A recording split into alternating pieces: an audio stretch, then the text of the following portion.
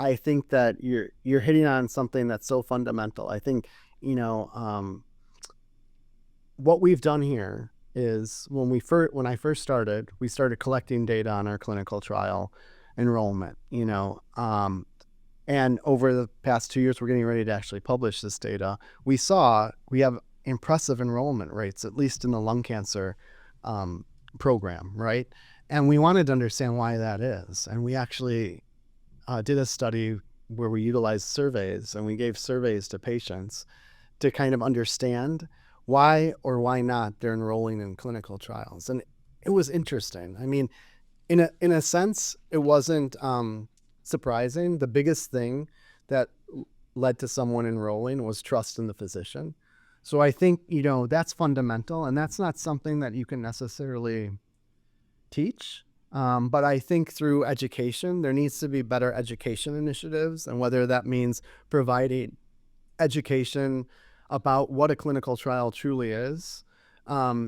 I think, I haven't encountered a lot of mistrust because of the way that I think I present a clinical trial as not so much, necessarily, we do have phase 1 studies, but it's not so much a new drug that nobody's ever used, or a mechanism that nobody's ever thought about. It's more that we have studies utilizing medications or similar medications to what's already being used, but just utilizing them in a different way. So that, I think it's a number of things that have led to our success. I think it's our ability to talk frankly and openly and establish that trust with the patient right up front. And then it's also the fact that, we're cognizant about the types of trials we're bringing in and the types of trials we're developing for patients. I think there's a whole feasibility and there's a whole logistics part of things, especially for my patients, that need to always be thought about. How often are they going to have to come for a follow-up, right? What are providing support. Many of my patients have socioeconomic factors that lead to them, for whatever reason, not being able to come, or not, just hardships, right?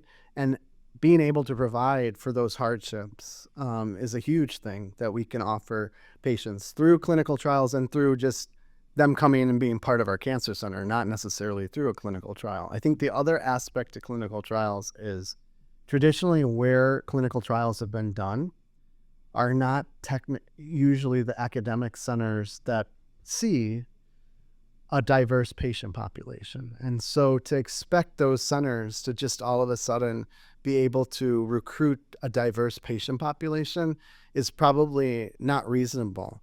And especially not reasonable if you don't put into practice an educational component for physicians as well as patients into what a clinical trial is.